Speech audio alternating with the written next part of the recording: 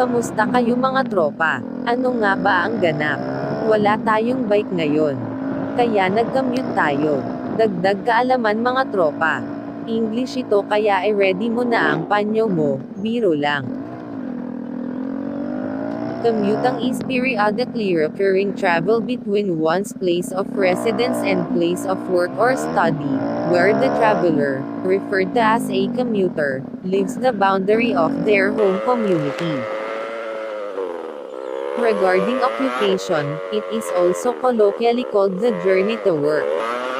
By extension, it can sometimes be any regular or often repeated travel between locations, even when not work-related. The modes of travel, time taken and distance traveled in commuting varies widely across the globe. Most people in least developed countries continue to walk to work.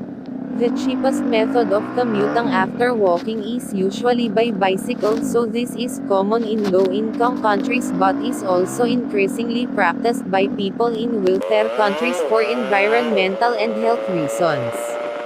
In middle-income countries, motorcycle commuting is very common. The next technology adopted as countries develop is more dependent on location. In more populous, older cities, especially in Eurasia, mass transit, rail, bus, etc. predominates, while in smaller, younger cities, and large parts of North America and Australasia, commuting by personal automobile is more common.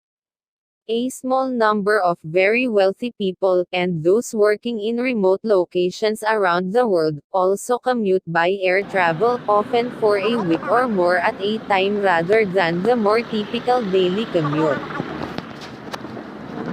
Transportation links that enable commuting also impact the physical layout of cities and regions, allowing a distinction to arise between mostly residential suburbs and the more economically focused urban core of a city, process known as suburban sprawl, but the specifics of how that distinction is realized remain drastically different between societies, with Eurasian suburbs often being more densely populated than North American urban cores. The first separation between workplace and place of residence occurred as a result of the invention of the steam railway. The word commuter derives from the early days of rail travel in U.S. cities, such as New York, Philadelphia, Boston and Chicago, where, in the 1840s, the railways engendered suburbs from which travelers paid a reduced or commuted fare into the city. Later, the back formations commute and commuter were coined therein from. Commuted tickets would usually allow the traveler to repeat the same journey as often as they liked during the period of validity. Normally, the longer the period, the cheaper the cost per day. Before the 19th century, most workers lived less than an horse walk from their work.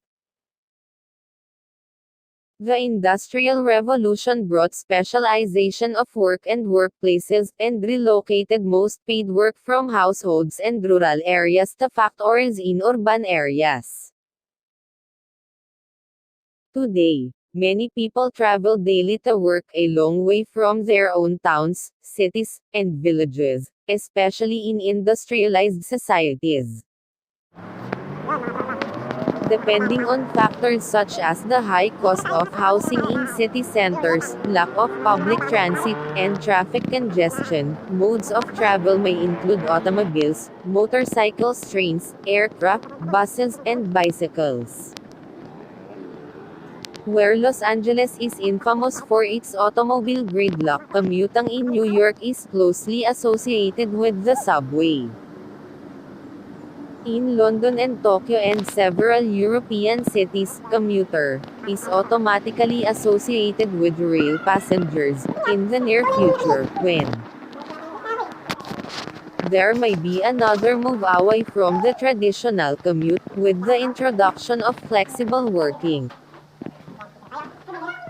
some have suggested that many employees would be far more productive and live healthier, stress-free lives if the daily commute is removed completely.